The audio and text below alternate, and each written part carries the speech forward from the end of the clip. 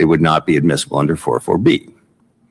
So I don't think if you draw a Venn diagram, you're going to find perfectly coinciding circles for relevant conduct under 1B1.3 and relevance under the rules of evidence to prove up an offense. Well, even if that's the case, on what we're dealing with here, this evidence of coercion would not have come in to prove the Mann Act. And clearly, it would have violated 404, 403. There are numerous reasons that I think it's pretty indisputable that if all Mr. Combs had been charged on and all he'd been tried on was Mann Act, that we wouldn't have, But what about the idea that if he had, let's say he was only charged with the Mann Act and his defense was along the lines of one of the things the defense raised at trial, which is he never intended for the specified activity to happen after these folks crossed state lines, that it just,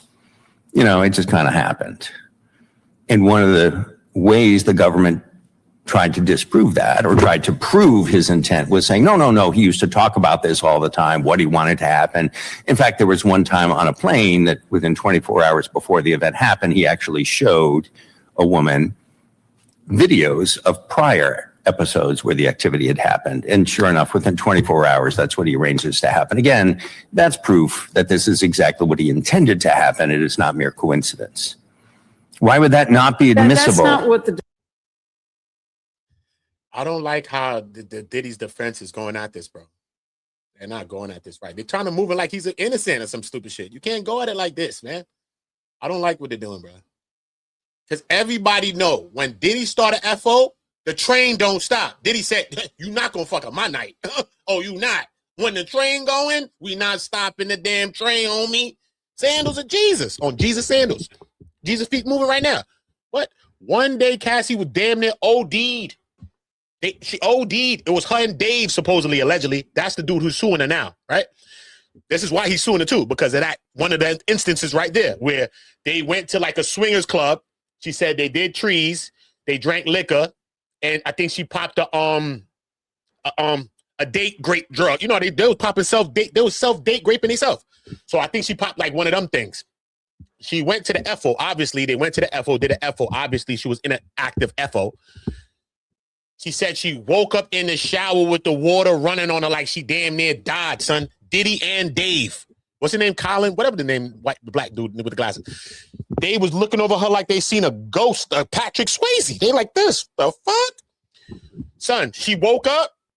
You would think she need to go get some medical treatment. A woman that damn near passed out, all of that shit, didn't even know where the fuck she was, damn near died fucking around upper room when Jesus come. Bruh. Right after that, choo choo. You gotta get right back on that train, son. She got out that tub with her wet body and got her ass back in the FO. Do you understand that, bro? Crazy. So I think the defense need to make some better arguments when they come at it. They're coming at it like some innocent point or like Diddy's the victim here. Stop talking like Diddy's a victim. But he's a victim of the system? Relax. Mentee, a black man in there, is a victim of that system. But you got to talk with a better, you know what I mean? You got to come better, though. You got to come better, bro. You coming like he's a victim, and that's not going to work. That's why they're giving her so much fucking pushback, bro. Defense to the Mann Act was most of the case was focused on the coercion and the RICO, and to the extent I thought that was part of the defense. No, it wasn't, Your Honor. That with all the only arguments that were made specifically about the Mann Act by the defense was the argument that based on the testimony of the and the evidence in the case was that the escorts were paid for their time. Well, right. That's the same argument. They were paid for their time, and everything that happened afterwards was just not something that he was arranging. He was not transporting them for the purpose of what happened afterwards. It was just their time. I guess I'm getting a little lost. I apologize. But I think the point here is that the principal point here is getting back to Your Honor's earlier questions and my dialogue with Judge Baker is that you have to look at the elements. That's our position. You have to look at the elements. This idea that you have a relevance test is not consistent. But your argument, and I just want to highlight. I'm sorry. Well, no, that's a question. Sorry. I'm sorry. Well, finish your point, and then I have a question. I just wanted to highlight, and we've mentioned this in the briefs, but if you look at the history of the guideline, the Department of Justice wanted the commission to use the phrase relates to in the guideline, and the commission rejected that because they thought that was far too broad, and they went instead with the language that's in the guidelines. So the problem that I have with your test of an elements test is that sometimes the problem is we have different elements, right, for the RICO, for the sex trafficking versus the Mann Act. But there's evidence, conduct that can underlie the government's case, right, in all these sets of charges. And the mere fact that you're acquitted doesn't, by the very plain terms of the guidelines, right? It doesn't take it off the table insofar as that conduct is also convicted conduct. And so what we're trying to discern here is where's the line, right, for purposes of sentencing.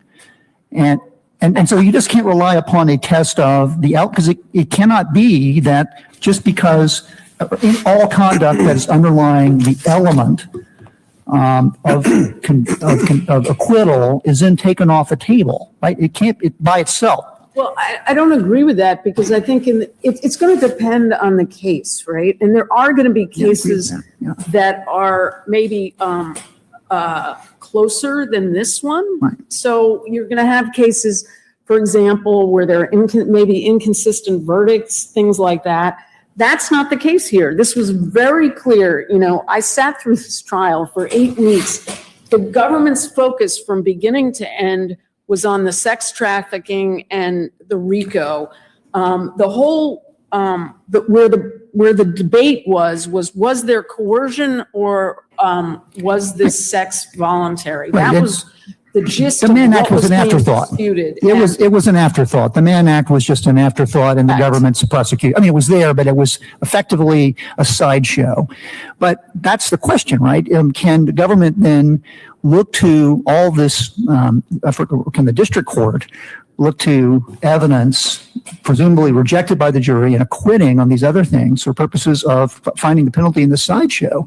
And why not? Why shouldn't we just hold the government to what it argued? We should, absolutely. And I think the whole point of this guideline was to deal with the fact that many people in America, not just Supreme Court justices, not just other judges, but, have really questioned whether it is both constitutional and right and consistent with respecting jury verdicts to allow acquitted conduct to be used to drive a sentence in this way. And I want to highlight that, and we mentioned this in our brief, but I'm not sure we gave it the prominence it should. This sentence was the highest sentence ever imposed for a Mann Act defendant sentenced under the same base offense level and criminal history category. Well, let me ask you about that. You should have opened with this. Would this offense let's take the violence off the table, right? The allegations of violence that the jury rejected in the acquitted counts.